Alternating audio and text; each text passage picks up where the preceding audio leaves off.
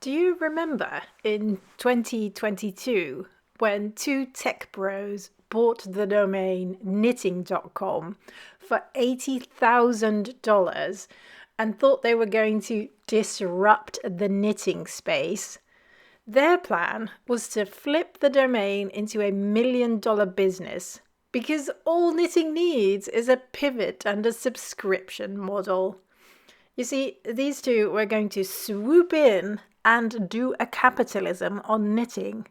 But it turned out, quite quickly, they knew absolutely nothing about the knitting community and were subsequently ripped apart by online knitters, and we didn't hear from them ever again. Good job, online knitters. We don't need capitalism in our craft. Thanks. If there is one topic knitters can rally against, it's capitalism. And that tracks. In fact, capitalism already took knitting away from people.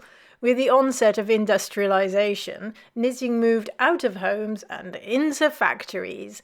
The skill was devalued, labor was hidden, and clothing became something you bought instead of something you understood. I would like to talk to you today about how knitting is actually a form of resistance against the capitalistic machine which is growing ever larger. What are the largest companies by revenue in the world at the moment? Number 1, Amazon. What does Amazon want? It wants you to buy more stuff. What does it not want you to do? It does not want you to knit on a sweater for 100 hours and not buy stuff for 100 hours and consequently not buy a sweater from Amazon. You know, it's an act of rebellion whilst sitting on your couch. Sure, Amazon may sell you knitting needles and yarn, but since knitting is actually quite a slow craft, you can spend so much time with the needles and yarn you already have. Company number 2, Apple. What does Apple want? It wants you to buy a new iPhone. Who buys a new iPhone? People who spend all of their waking hours, and maybe more, on their phones. Who isn't on their phones all the time? Knitters. Knitters are too busy knitting. And last time I checked, I can't work my needles and my Instagram feed at the same time. Company number 3, Google. What does Google want? Well, it wants me to look for hours on YouTube, which, to be fair, I do that since I can knit and watch TV at the same time, and some of you have very nice knitting channels. Unfortunately for Google, it wants me to look at YouTube so they can show me ads, so I will buy stuff from their advertisers. But I don't do that because I'm too busy knitting. The things the largest companies in the world want are your money and your time, or both. And they can't have it.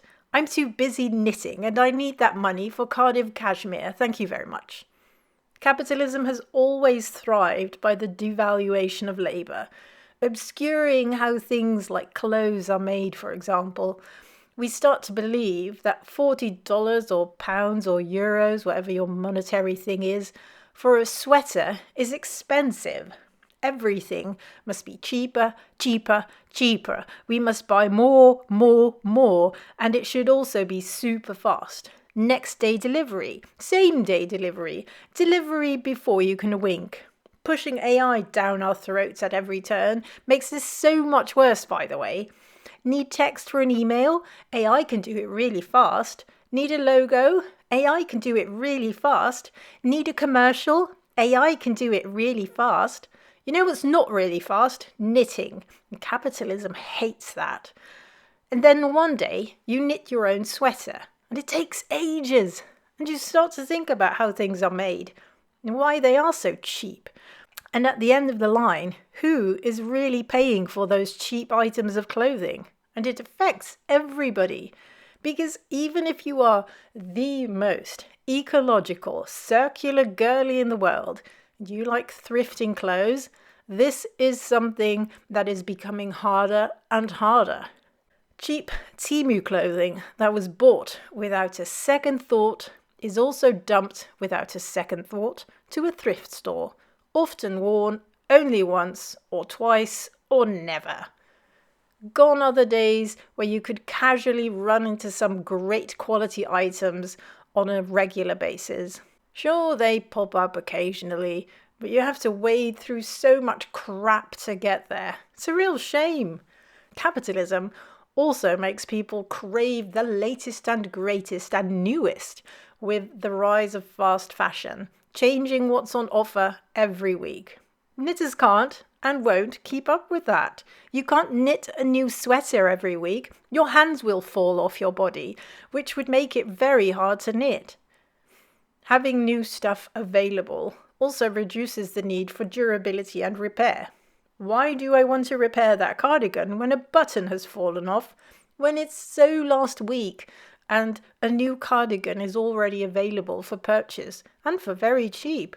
A knitter who has painstakingly chosen that button, I swear this is almost the hardest part of making a garment, will just sew a button back on when it falls off. Many knitters also frog the sweaters they no longer like and use the yarn to knit up something else. I mean, that Cardiff cashmere costs a pretty penny. Why let it go to waste in the back of the closet? Being a knitter also puts you back in the driver's seat when it comes to fashion. No longer are you dictated by what's available in stores and shoved down your throat by influencers on TikTok. No, you can decide what pattern to knit, what colour, what type of fibre, and what construction. Only people making their own sweaters think about how sleeves are attached to a body. Set-in sleeve, drop shoulder, saddle shoulder, raglan, circular yoke. Most people have probably never even considered these things, and why would they? Going to buy a new sweater soon anyway. Why bother learning about its construction? This was knowledge that a very large part of society used to have, and then forgot. Knitting teaches people patience, problem solving, and shows us that making mistakes is normal and mistakes are fixable. Capitalism doesn't want independent people. It needs incompetent and dependent consumers. Even if all you ever knit is just small bits and bobs, never garments or anything like that, I would still argue that it's resistance against capitalism. And it's resistance against the attention economy. If you are knitting, it's almost impossible to swipe on TikTok. Knitting can give meaning to the moments in life where you are bored. Are you waiting for the bus or at the doctor's? You can now just pull out that small knitting project and enter a state of focus. It almost makes you resent the bus if it's on time because, you are enjoying your knitting. It's a great tool for people trying to reduce their mindless scrolling time.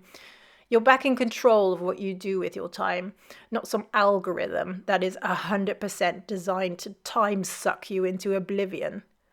If young people would knit instead of swiping TikToks or Reels, how amazing would that be? Knitting is a repetitive motion that enhances mindfulness and reduces anxiety. Making things gives people a sense of achievement.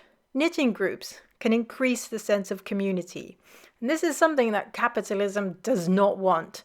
It wants you scrolling, unhappy, unfulfilled, and desperately in state of want.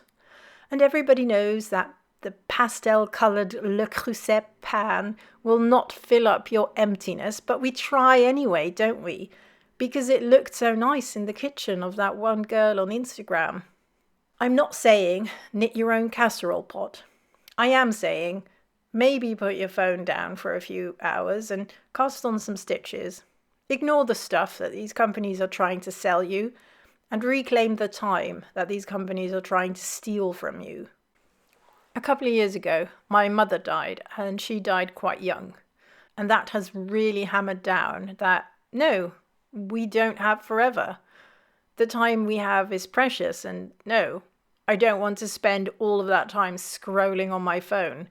But they are so freaking addictive. Knitting for me is something that is even more addictive. It's one more row, one more colour change, one more lace repeat. It's doing something that I love, and enjoy, and that none of the companies making the most money in the world will benefit greatly from. It's something for me and for the community I share it with. Those two tech bros thought they could turn knitting into a scalable product. But knitting isn't scalable. It's personal. It's slow. And it belongs to us. Okay, I'm just adding this because I am very aware of my privilege. Obviously, not everybody has the time, money, or physical ability to knit garments, and that's okay. The point isn't perfection. The point is choosing creation over consumption where you can.